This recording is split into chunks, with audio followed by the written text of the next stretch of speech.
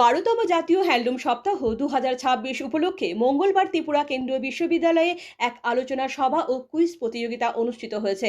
এই আলোচনা সভায় বিশ্ববিদ্যালয়ের ছাত্রছাত্রীরা অংশ নিয়েছেন। সেই সঙ্গে ওয়েভার সার্ভিসিং সেন্টারের কর্মকর্তারা উপস্থিত ছিলেন। এই বিষয়ে ওয়েভার সার্ভিসিং সেন্টারের এক কর্মকর্তা জানান, ত্রিপুরার হ্যান্ডলুম পৃথিবী বিখ্যাত। অতীতকাল থেকেই ত্রিপুরার হ্যান্ডলুম ওয়েভার্সরা তাদের তথ্য প্রযুক্তিকে কেন্দ্র করে বেশ কিছু জিনিস তৈরি করে আসছেন। এখনও তারা হস্তশিল্পকে কাজে লাগিয়ে বিভিন্ন প্রকারের জিনিস তৈরি করেছেন। আলোচনা সভার শুরুতেই হ্যান্ডলুম সম্পর্কে ব্যাখ্যা করেন হ্যান্ডলুম ওয়েভার সার্ভিসিং সেন্টারের কর্মকর্তারা। রাজ্যের শিল্পীরা কিভাবে হস্ততাঁত, হস্ত কারুশিল্পকে কাজে লাগিয়ে নিজেরা স্বনির্ভর হয়েছেন, এই বিষয়ে ছাত্রছাত্রীদের অভিহিত করা হয়েছে। তারা যাতে ঘরে বসেই কাজ করে নিজেরা স্বনির্ভর হতে পারেন, এই বিষয়ে তাদেরকে উৎসাহিত করতে উদ্যোগ গ্রহণ করা হয়েছে। আলোচনার শেষে ছাত্রছাত্রীদের নিয়ে একটি কুইজ প্রতিযোগিতাও হয়েছে। সেই প্রতিযোগিতায় ছাত্রছাত্রীরা অংশ নিয়েছেন। তারা অত্যন্ত দক্ষতার সঙ্গে উত্তর দিয়েছেন বলে জানিয়েছেন হ্যান্ডলুম ওয়েভার সার্ভিসিং সেন্টারের এক কর্মকর্তা।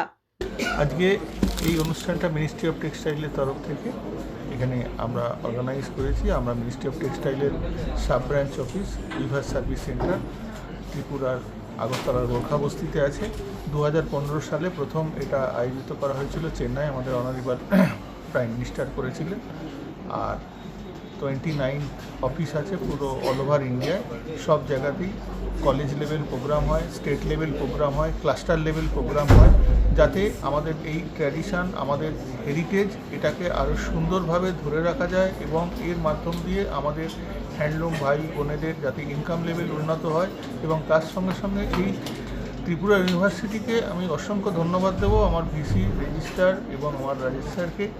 এবং আরও বড় কথা হচ্ছে যে স্টুডেন্টরা যাতে এই ব্যাপারে অ্যাওয়ার হয়ে ভবিষ্যতে বিভিন্ন রকম হ্যান্ডলুম কাজের সঙ্গে যুক্ত হয়, মানে তারা এন্টারপ্রেনিয়র বানুক, তারা আমাদের এই হেরিটেজকে বিদেশের বাজারে তুলে ধরুক, যাতে এদেরও হাতে অর্থের যোগান আসে এবং তার সঙ্গে সঙ্গে আমাদের দেশের, আমাদের রাজ্যের দিদি বোন ভাইদের হাতে অর্থ আসুক, তাদের মুখে হাসি ফুটুক, তাদের সংসারের উজ্জ্বলতা আসুক।